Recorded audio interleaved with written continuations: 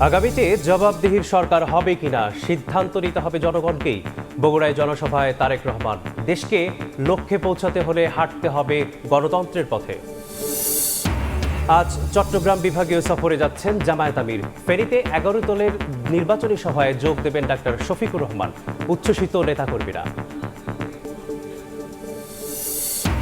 কিশোরগঞ্জের কটিয়াদীতে জামায়াত কর্মীর হামলায় ইউনিয়ন বিএনপি নেতার মৃত্যু, পরিবারের মামলা, 2 জন গ্রেপ্তার, তদন্তে পুলিশ।